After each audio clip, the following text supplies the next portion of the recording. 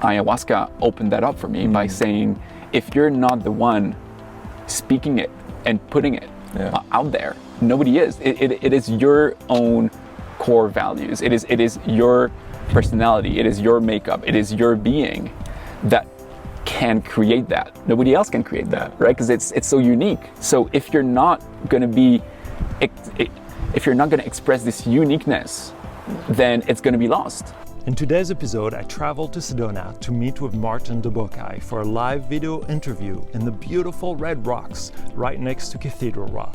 Martin, who goes by French Guru on Instagram, was someone I had to meet. After watching a few of his videos where he reflected on life during his morning hikes, it was clear he'd done a lot of deep personal work and had had quite a journey. Sure enough, the story he shared was nothing short of inspiring and energizing. Martin spent half his life in Europe and half in the US.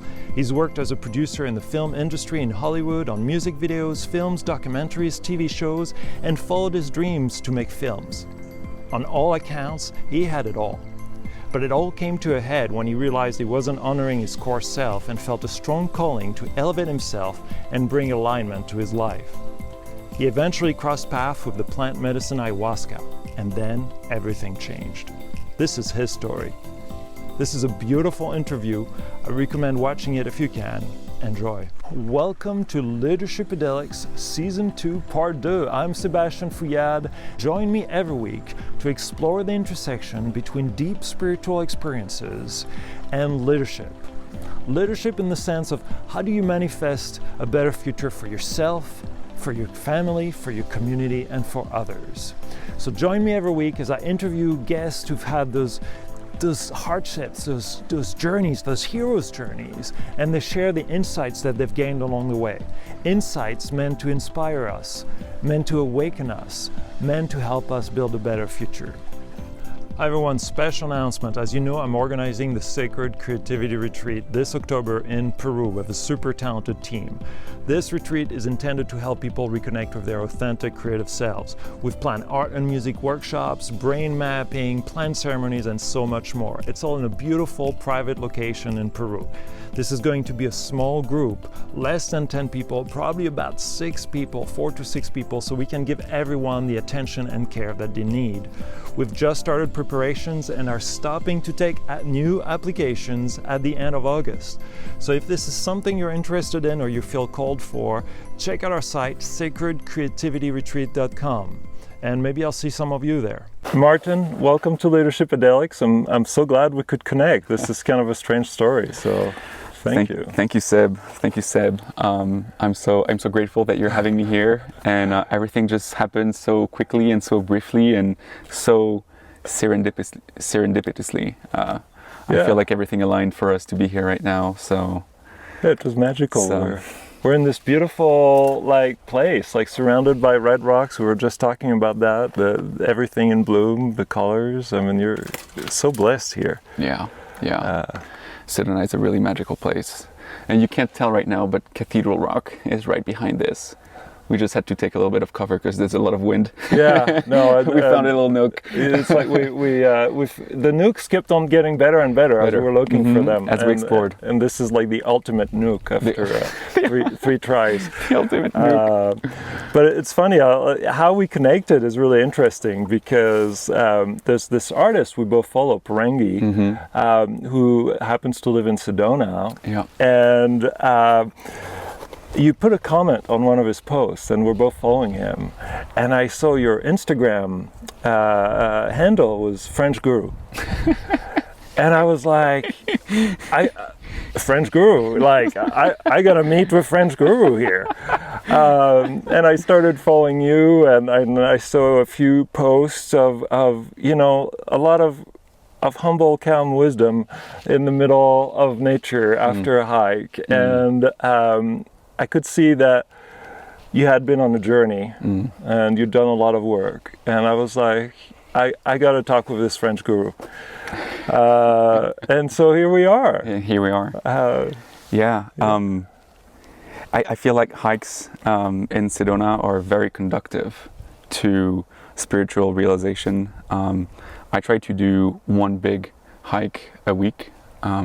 2, 3, 4 hours, just to clear my mind and kind of process what I've been going through that week, and kind of reflect and see where I'm at and where I'm going, because everything is moving so fast. And it's pretty incredible that with all the different places that I've lived throughout my life, that the big cities, New York, Miami, Los Angeles, Paris, Berlin, huge cities, millions of people, so many activities going on, and these are cities where life goes fast. But Sedona is on another level, because it's not that it goes fast, it's that things happen fast to you. And if you're aware of it, and if you're open to it, then anything that you think of, you will manifest it. And you will have the opportunity to very quickly take on what you want to take on. And I feel like maybe this has been the right time for me to be here, even though I've known Sedona for 5 years, and I've been taking road trips, and I've been camping here. I was driving from LA, it's 8-9 hour drive, and I would just camp in my car on the 525, and I would just go on hikes and meet people. My sister used to live here, and I always had a really strong pull, but I never imagined I could actually live here. And this past year, I mean, ever since COVID, right? We've all been completely displaced from what we thought was our nest, and it really forced us to think more deeply about where we want to be. If everything around us crashes, where do we feel safe? Where is home? And I realized, when COVID hit and I was living in Los Angeles and I lost my job, I lost my apartment, I was completely broke, I had nowhere to go. I thought there's no way I can be in LA. I don't feel safe. I don't have my family. Life is so expensive. So I went to Mexico. I went to Tulum, and I stayed there for 3 months. Did a lot of really deep work, meditation every day, lots of reflection. And I realized, okay, I gotta find my place. I'm at a point in my life where I gotta find my place, and it doesn't sound like it's in any of these big cities that I've been in, because even though they had been incredible learning experiences, I never felt like I was really in the right place, and always felt a bit transitory. And I started thinking about, where could that be? Where could that place be? And I'm from Europe. I'm from Paris. I spent half of my life in Europe and half of my life in the United States, and I've always had this internal battle going back and forth. All right, do I want to be in Europe? Do I want to be in the States? And I'm always trying these different cities, and I could never really find the right fit, because I love the European culture, right, so much. I love Europe so much, but the American mindset that really pushes you to become the better version of yourself. I love that, and I want to embody that, and when I'm in this country, I really feel like it's ever present. So it's like it's forcing me to be in that space. But the big cities, I didn't resonate with them, and I don't know, I don't know why I hadn't thought of Sedona any sooner.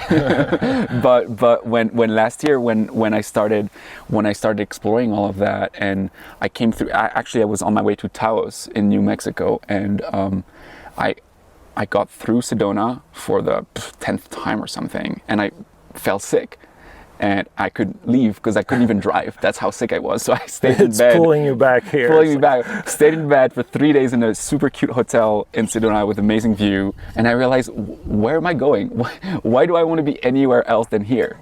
And so then I went back to LA and I started making my plans. What would it look like if I quit my job? What could I do if I was recapturing all of my time? What could I do with it? How could I create my life so that I can be master of my time, master of my movements, and create a life for myself that supports me and also inspires me? Because I want to be inspired by what I do. And I realized, and I think I was completely... What were you doing before in LA? Yeah, I was working in the film industry, Hollywood. I was a producer.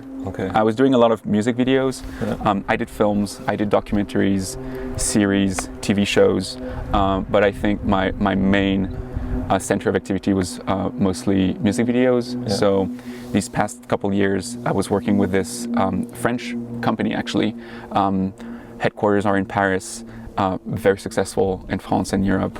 And we have a little company in Venice and in Los Angeles, and we do lots of French artists, European artists that want to come shoot in California and New York and all over the country.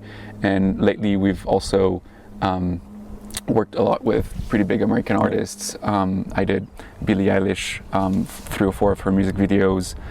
We did Halsey's latest album, her whole album live stream. We did John Mayer. So it was really cool. Were there insights about yourself that as you were working in this industry, you gained and made you kind of maybe change your perspective on the industry, on like, you know, the reason you went into it in the first place? Yeah, and not a good one. You know, when I left Paris to move to Los Angeles, my idea was to be in Hollywood and make big films, and that was very exciting. You know, that was very inspiring, and the more time I spent in that industry, the more I realized I didn't align with it, and really. Which part of you didn't align? My core. Your core.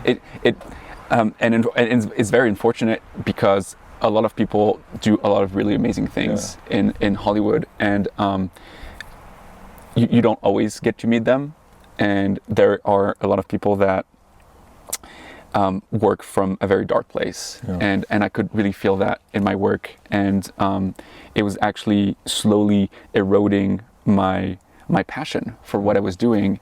And I think last year, towards the end of last year, early this year, that's when I got this big breakthrough, and I realized I think what kept me in Los Angeles wanting to make films for all these years was my ego. And somehow there was a part of me that I was completely oblivious to, that was trying to prove to the world that I could do it, and that I could make a big film and I could be famous in Hollywood, and that all came from a place of ego. How did you get that breakthrough? Like, was it meditation when you were in Tulum, or was it like? Yeah, totally. Actually, so before going to Tulum, I had just scored. We're gonna rewind a little bit. Just a few months before COVID is when I participated in an ayahuasca ceremony for the first time in my life, and that was such a huge breakthrough. I feel like there was a before Aya and an after Aya in my life. Can we slow down on that part and paint that picture out, because this is so important on even how that unfolds, and some of those experiences are so beautiful. Can you like put a few brush strokes to it from the preparation time and how you got introduced to it? Preparation. Ever since I ever heard the word ayahuasca, I had been intrigued by it, and I was like, what is that? and why is it that every time I hear it, there's this energy around the conversation that I'm so drawn towards? I think the first time I ever heard about it was maybe 2017 or 2016 actually, maybe before I moved to LA. I was in LA on vacation and I heard about it, and I was like, I don't understand it. It sounds scary, but it sounds amazing at the same time. And I kind of brushed it to the side until it started coming back to me when I moved to LA, and through my connections and friendships, and with Burning Man and you know, Malibu, Topanga, and Venice, you know, a really great vibe of people over there. It just so happens that I was able to join a ceremony. I was invited, and I was very blessed, and I take things very seriously. Sometimes I have to pull myself out because I'm taking life a little bit too seriously. I can relate to that. Yeah, I'm very organized. You know, I'm very like to the letter, to the T. And so when they said you need to prepare, I was like, yeah, I'll prepare. You know, so it was like 2 weeks of dieting and not eating, salt, sugar, processed food, animal products. It basically veganism, but even deeper. No coffee, no kind of like exciting elements in your body at all. No sex. So quinoa and kale. Yeah, basically, and not cooked, so raw. So not a great diet. Definitely not. But I was ready. I was definitely ready. And when I drank it, was it a nighttime ceremony, and what was the setting there? Yeah, we so they rented a house in Malibu, in very remote location, no neighbors, really comfortable house with multiple rooms and lots of trees around it, so very peaceful, no outside noise. And one of the reasons why I had waited so long to do it was because I always felt like I needed to go to Peru or Brazil or the Amazon and to get the full experience. But actually, more and more, I was meeting people that were telling me that I didn't necessarily have to do that, and I didn't really understand it until I did it, and I realized it doesn't really matter where you are; it matters who you're doing it with, and as long as the setting is peaceful and safe, and as much of a natural environment as possible, you're going to that place no matter what. You drink it, you're going. You're gone, right? So whether you're in Peru or you're in Los Angeles or you're in Hong Kong, you're going. You're going there, and you will get the download of information that you need at that point in time. And for me, it was a huge wake-up call. It was a huge wake-up call because even though I had always considered myself a hard worker, and I was working hard in the film industry and everything, I felt like maybe I had forgotten a little bit about my passion. I had forgotten a little bit about my voice, and I wasn't translating that enough into my work. And basically what Aya told me was, if you're not going to say what you feel, nobody is. And it is your duty and your responsibility to bring that out into the world. And so that was a really huge wake-up call for me, and from that moment on, I've been waking up with so much energy in the morning, more so than any time before in my life. There were some times in Paris, for example, when I was working in advertising, I used to drag my feet to work, and I was working for one of the best advertising agencies in the world on the Champs-Élysées, with the most amazing view you could think of, right? And I was dragging my feet to work, and I couldn't understand. I was like, why does life suck? And I got all my answers. Yeah, amen to that. I can relate to that. I mean, when I was working at Microsoft, which is a very reputable company, you know, a lot of people aim to go work there. I would get brain fog. It's almost like my subconscious would drag me and pull me away from like going to work every day. I would feel sick. I would feel like, what am I doing here? Like, what? It's like I should be happy. I've accomplished what a lot of people want. Yeah. And everybody tells you that. And everybody tells you that. You should be happy. You're in a good place. This is a good job. It's like, but it's not aligned with me. What do you mean? I was like, well, those aren't my core values. Like, I don't share them. And so I can completely relate to what you went through. And it's, and ayahuasca was also a big part for me to kind of like expose those misalignments and also how far you've come from maybe where you started and what you wanted initially. And now I realize in retrospect that nothing is ever definite, and what we think our goal is today may not be the goal tomorrow. But I think what's really important is to be in alignment with your goal today. And keep aligning yourself to this ever evolving goal, stepping goal that you have. And every new experience that you have will bring some new perspective and new depth into your thinking, into your believing, into your wanting to be, and then that moves the goalpost, and then that moves your goal, and then that moves your alignment. If you're aware and you're conscious of it. And I think perhaps in the past, a lot of the times I would decide what my goal was, and then I would just I would be so stuck in that that I would be completely oblivious to what would happen around me. And that would create the disalignment. And that would create the frustration. And that would create the fog. Going to work in one of these amazing companies out there that is doing a lot of good, but you're like, I don't feel it. I don't feel it. I don't connect with it. So how can I bring the best of myself in something I don't believe in anymore? And I think that's what's important is to really find what it is that makes you alive and strive to do that as much as possible. Have a little bee that's coming out. Little bugs joining. are loving us, giving us some love. There's a few things there that you touched on. That one is where people do ceremonies and how far they go to do them, which I think is also a reflection I had, because when I did my first ceremony, it was with local Native American tribes through the Native American church. And it was extremely powerful. And I always wondered, I was like, why do people need to go that far to do their own ceremonies? And it actually took me a few years to figure out that people need their hero's journey.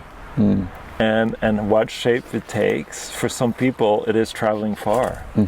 For some people, it might just be enough to do it locally, because like you were saying, you'll get the download here just like you might get it there. But there's so much into set and settings that if you're playing that hero's journey in your mind, you're like going to the deep jungle of Peru, and you know, it does change your experience too a little bit. But it took me a while to get there, because I'm like, it's really how you build that journey for yourself.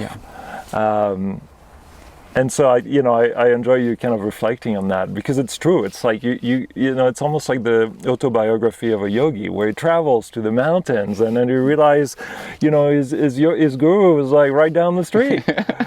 And there's the French guru here, but it's, you know, it's so true. And so that's the first thing. But the second thing that I'm really curious about is, you had those big downloads during your ceremony.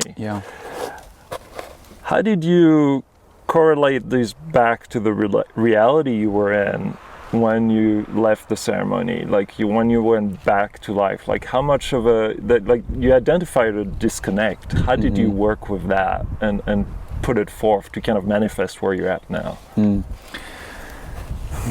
Because it's hard for some people sometimes. It is. I think it's hard for everyone, because the messages that we get when we're in that space are some of the most profound messages that we've ever gotten, at least up to that point.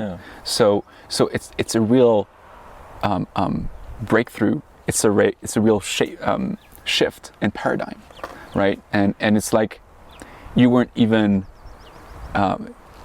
you didn't even think that it was there.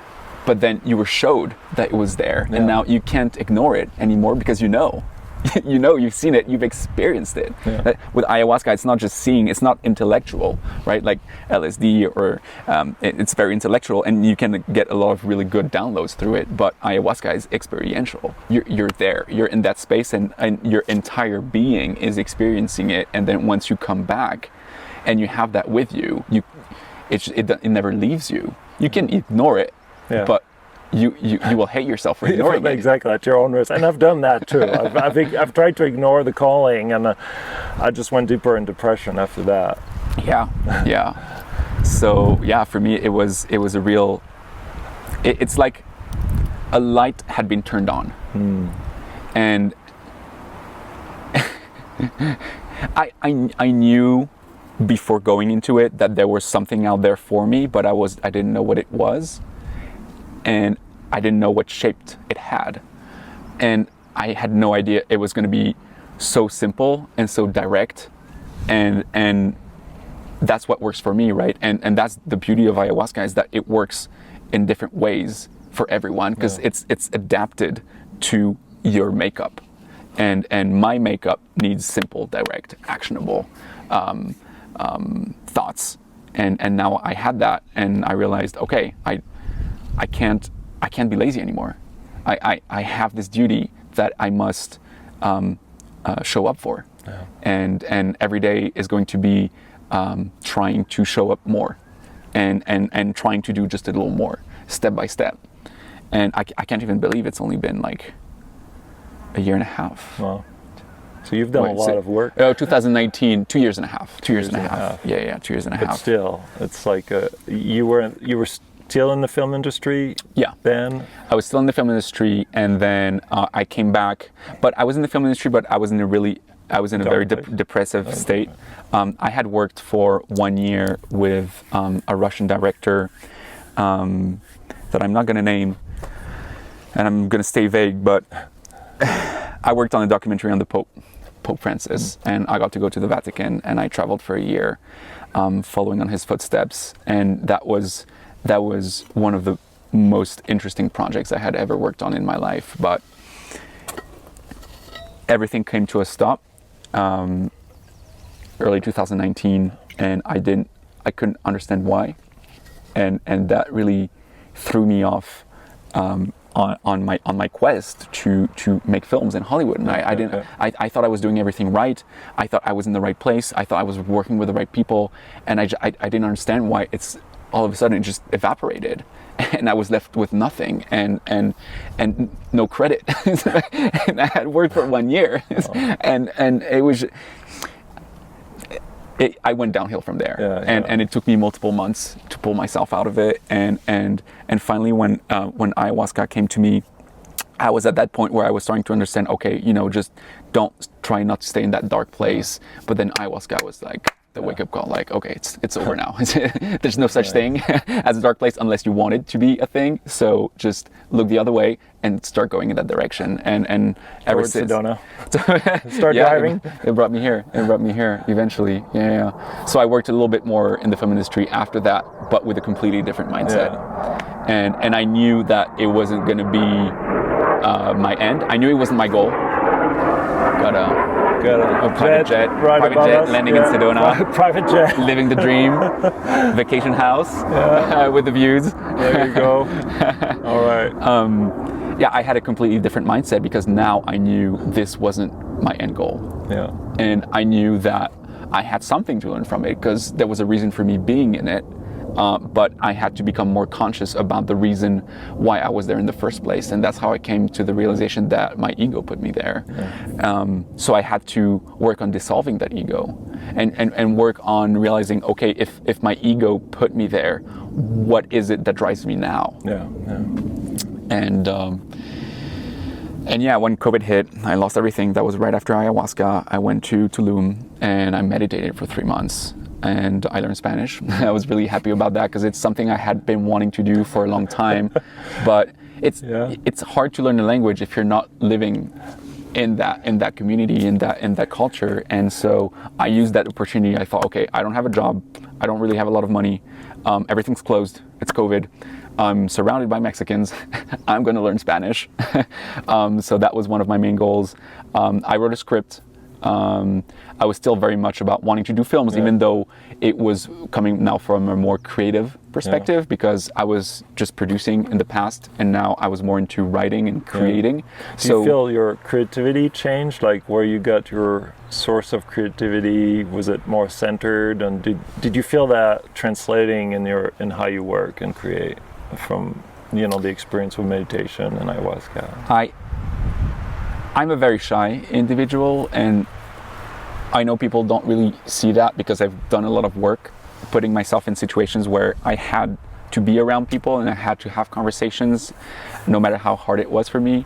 But this shyness translates in my lack of creativity because for a very long time I was too afraid to express how I felt. Yeah. And put that in an art form because I didn't feel like it was valid. Ayahuasca opened that up for me by saying, if you're not the one speaking it and putting it out there, nobody is. It is your own core values. It is your personality. It is your makeup. It is your being that can create that. Nobody else can create that, right? Because it's so unique. So if you're not going to express this uniqueness, then it's going to be lost.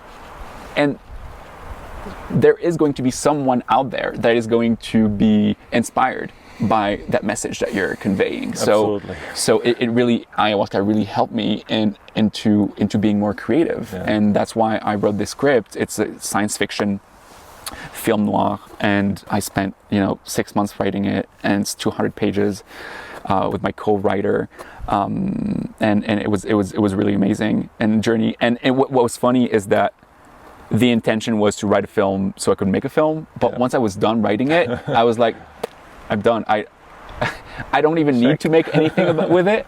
I just know that I did it, and I just know that I wrote a script, and I'm just so proud, and I'm so happy that I did it. I can just move on with my life, and now I don't need to stay attached to the outcome, because I know that I went through the process and I learned through the process, and I know that I can do it. And if I've done it once, I can repeat it again if needed.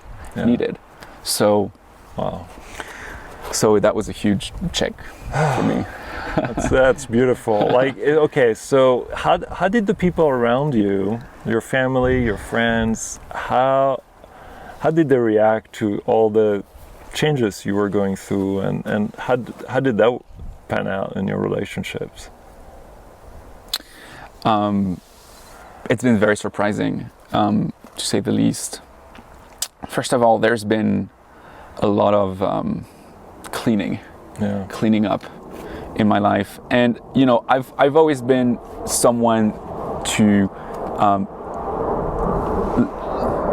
wow, there are a lot of private jets coming to their friends are joining for the weekend. They're gonna have margarita on the poolside. I had always, as I was saying earlier, sometimes I take life a little bit too seriously, and I live up to a certain code and with certain standards, and obviously that acts as a filter in my life. And there's some people for whom this doesn't work out, and it acts as a natural filter, right? It's just we don't have to be enemies. We can just be friends from a distance, right? We just respect each other and we do our own thing. So that was already part of my life, but after ayahuasca, it was even more clear that I had to be extremely careful as to whom I was sharing my time with. Absolutely. And human beings rub on each other, right? So the people you spend time with is detrimental to what your life will be. Or enriching.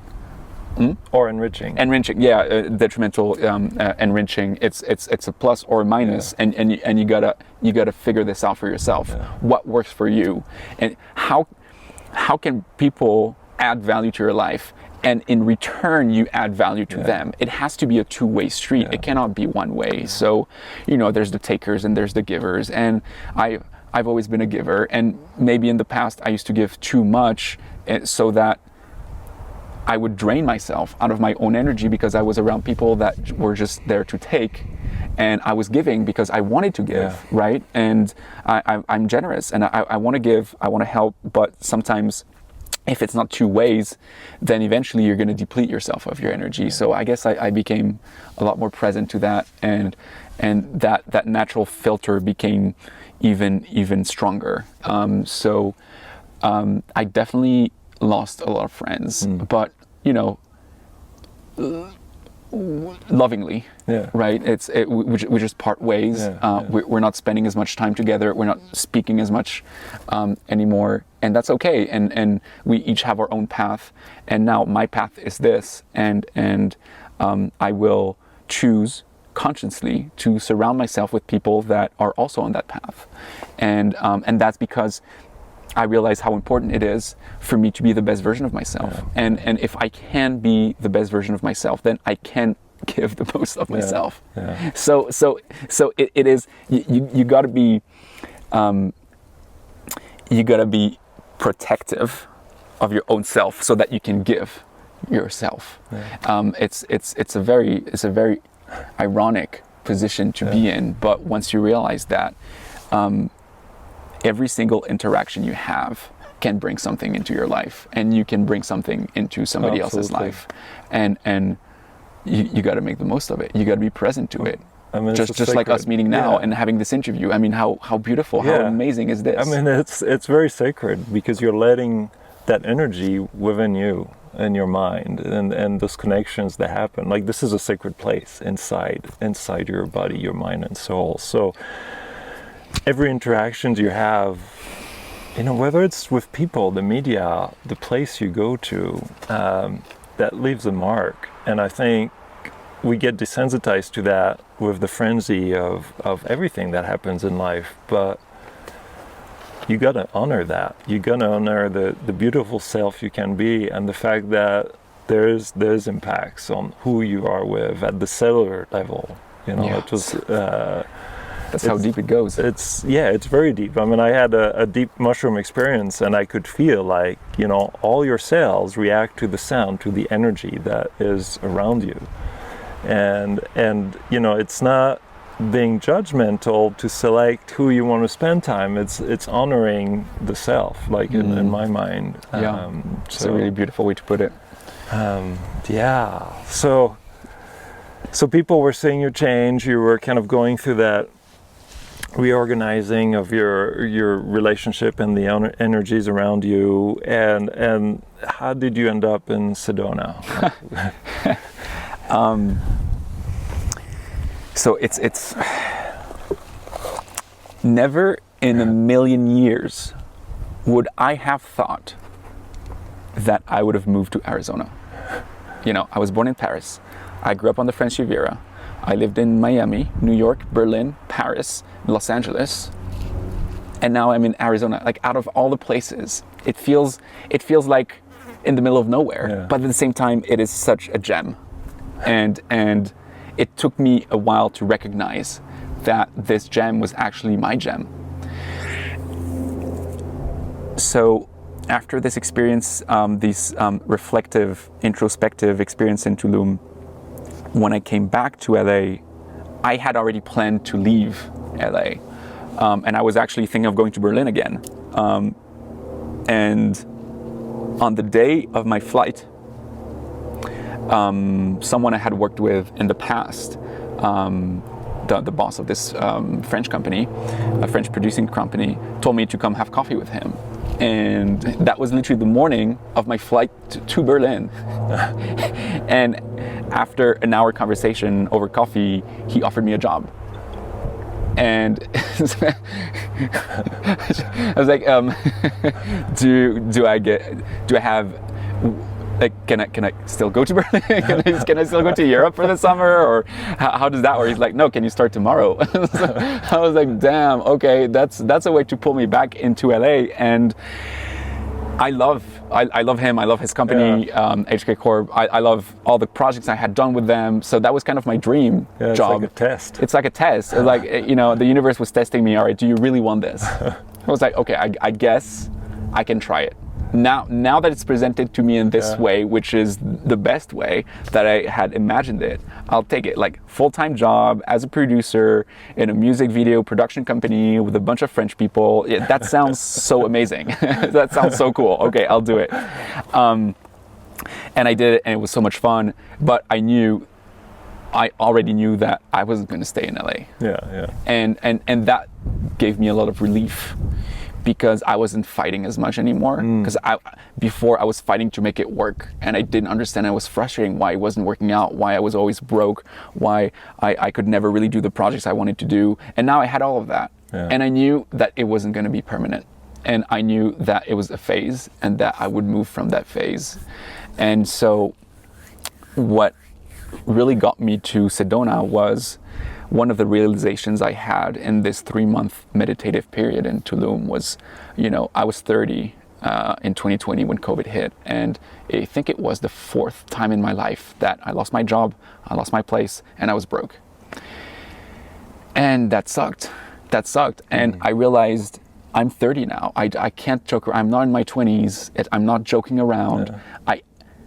If I ever want to build a family, if I ever want to raise kids, how can I do so if I'm 30 and I'm broke and I'm again back to square one? You know, how do I elevate myself from that? And I had to do a lot of digging and a lot of self-realization that I had due to my culture, being raised in France, I had a lot of aversion to money, and I had a lot of aversion to success. And, the French don't really value that. The French value living, in communities, living with their friends and their families and enjoying life and having good food and celebrating. And that's so beautiful and remarkable, and I love it. And at the same time, it's also a hindrance to actually moving things forward. And that's what the United States bring, right? With the mindset, the American mindset. And so I realized, okay, I chose to be in the US for a reason, but I came to the US with my background as a Frenchman, and I'm bringing my culture into the US and and so frustrated as to why is the US not more like France and Europe? I don't understand it. No, these two things can be two separate things. Yeah. France can be one thing and the US can be one thing. And if I want to be in the US and if I'm serious about being in the US, I also have to adopt that mindset a little more. So I did a lot of reading of business books, which is something I had never done before. All I had ever read in my 20s were spiritual books, biographies and self-realization books. And that was a huge help in the development of my spirituality. And now I had felt like I was in a pretty good place spiritually, and I was pretty conscious and aware of myself. But my application in the world, in the society that we live in, this capitalistic society, my application was null. It was horrible. It wasn't working out at all because I was broke for the fourth time in my life and back to without having anything. And I was like, okay, I got to figure this thing out. And I know that if I give myself a goal and I really stick to it, I know I can figure it out. I know I can learn about it. And I read a lot of books.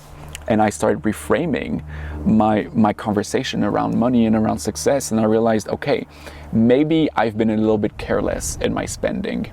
Maybe I was a little bit too emotional in my spending. If, for example, I was making, a certain amount of money and my living expenses were just matching that, then anytime anything unexpected would happen, it would draw me back. Yeah.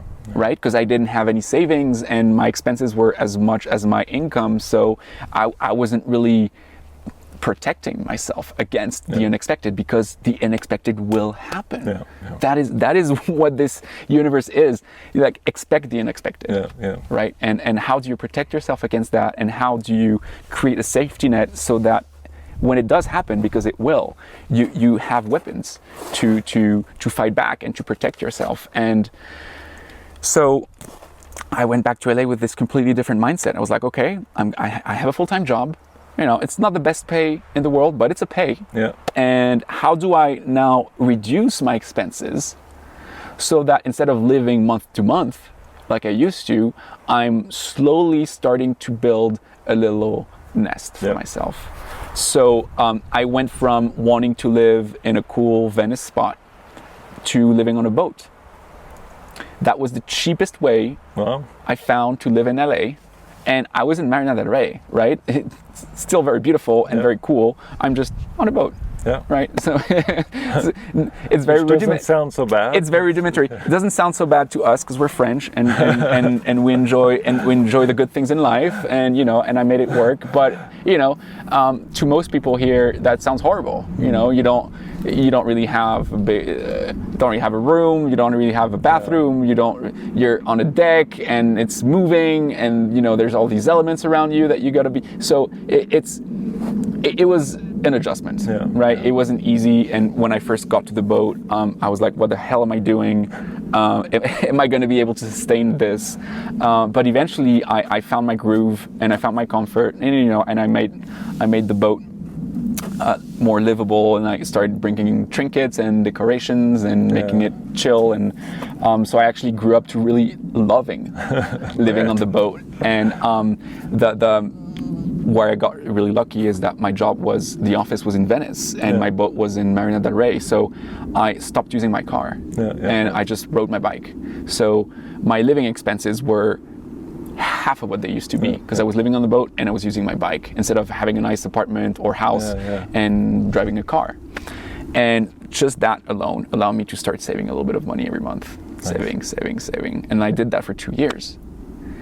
And finally, when I was able to do that, and with all these savings, I bought a house.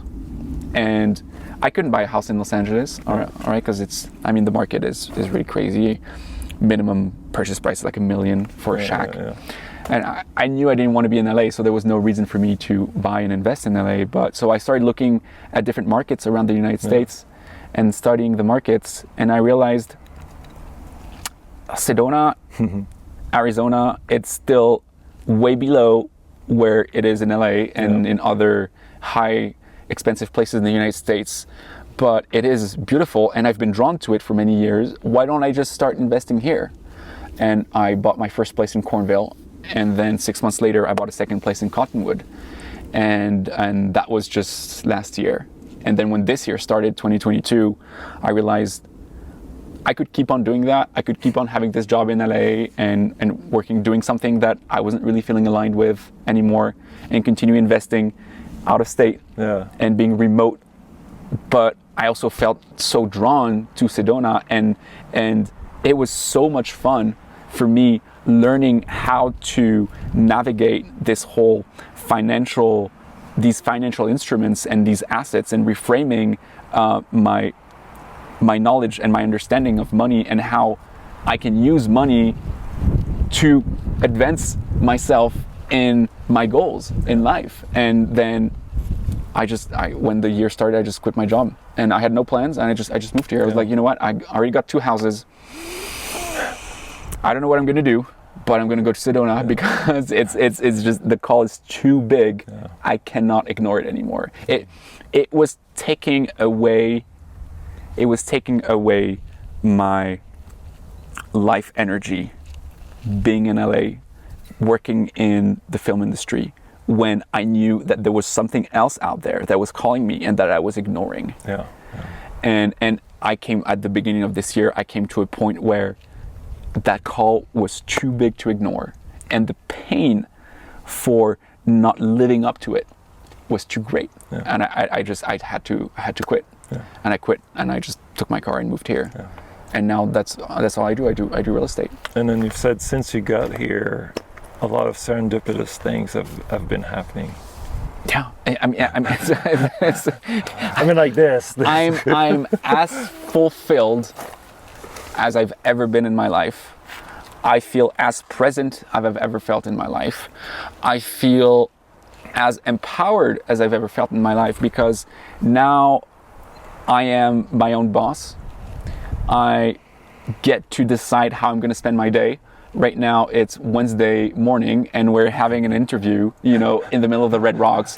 I should be in an office in a cubicle somewhere, but no, I'm here in the Red Rocks having an interview with awesome people. Like I made that happen, and the more you start to operate control over your actions and over your life, the more rewarding it becomes.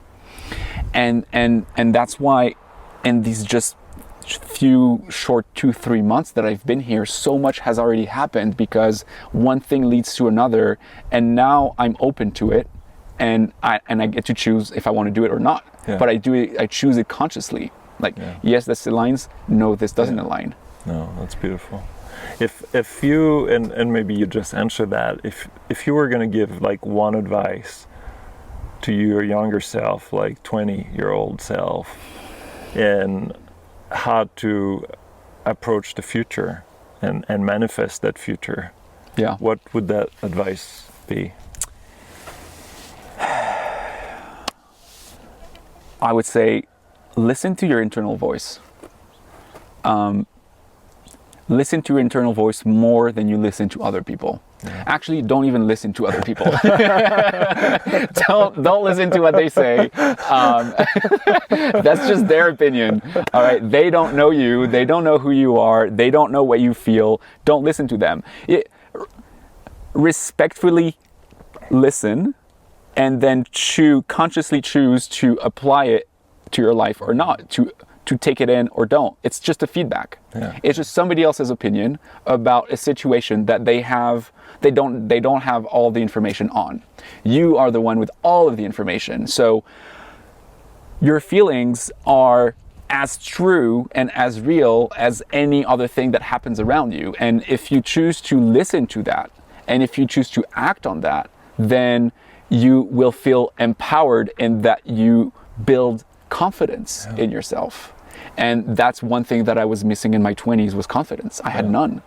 I had none. I was always so scared and so shy, and anytime I had this crazy creative project that I wanted to do, I let other people talk me down, talk me out of it because it was too crazy, or it was too big, or there was no way I could do something like that because, you know, what was my background? What proof did I have that I could make that happen? You don't have any proof until you do it.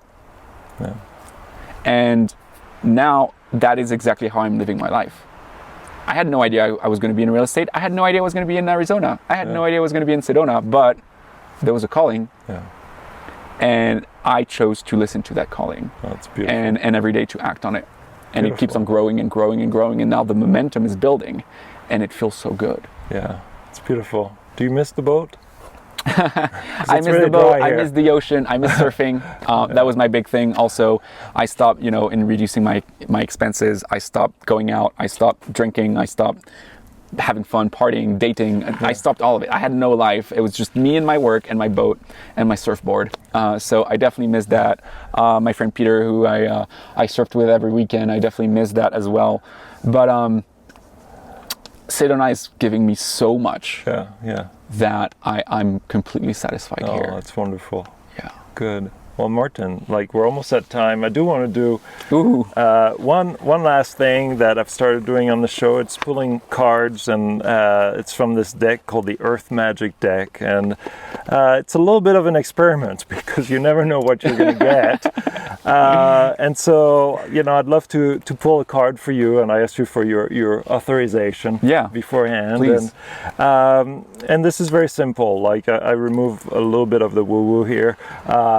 To go through it, but it's asking the angels, the oracles, the powers that be to give us a message for you and for your journey that, you know, is already a beautiful journey with so much work, but you know, it's always good to have that message and be able to reflect on it. So, you know, my wife says I have to knock 3 times on the deck to get their attention and ask them, angels, for your message for Martin and his beautiful journey. And I'll start mixing the cards here for people who are listening. So I'm mixing the cards, and whichever cards fall, hopefully I'm efficient, and the angels are efficient too, but sometimes it takes a little bit of time. And whichever cards fall, and I'm thinking about you and your journey is oh, well, that's a lot of cards. That's a lot of cards. So in this case, I think my wife recommends I pick the one on the top, and she's there helping us and giving me, yes, honey, pick the one on the top. And so here's the card. Wow, I love that. Lotus flower. It was a beautiful lotus flower in the water, bathed with rays of sunshine and little clouds, and the meaning is unfoldment. There's some words like that. I still have my French that gets in the way. Unfoldment. Now, what does that? I mean, I could see a lot of things that you know. Wow. Yeah. Wow. It is a beautiful picture. I'm going to show it to the camera. It's wow, the details in there, the sun rays especially. Yeah. Unfoldment. It feels like right now life is unfolding before me, and for the first time ever, I am present to that. I follow a lot of the Stoicism precepts, and one of which I believe Seneca said, life doesn't happen to you, it happens for you. And I think now then more than ever, I'm really understanding that, and whatever challenges appear, they appear for a reason, and they appear because you are able to take them on and tackle them and go beyond. And if the universe is presenting that, is offering that to you, then you should embrace it. and learn from it and grow from it, and because you will be that much stronger once you will be done with that challenge and unfoldment. That is how my life feels right now. It feels like it is unfolding and it is unraveling and it is taking on such a beautiful turn, and I couldn't have been any happier with the way that events are unfolding right now. That's beautiful, and it looks like the sun opens the lotus flower, and this beautiful flowers opens up, and it's almost like as you're letting the sun and the universe bathe that flower, it opens and it lets that beautiful core out that then bathes back, the world around it. And so I can see a lot of that and what you're doing and the work you're doing, and you opening your core in the sun. In the sun, I'm a Leo, so the sun is my ruler. So I feel very connected to that and to what you just said. Well, Martin, Sébastien, merci beaucoup. Merci, thank you. Where can people find you? I mean, I know French Guru on Instagram. French Guru on Instagram. That's been my principal portal for sharing my life and my journey.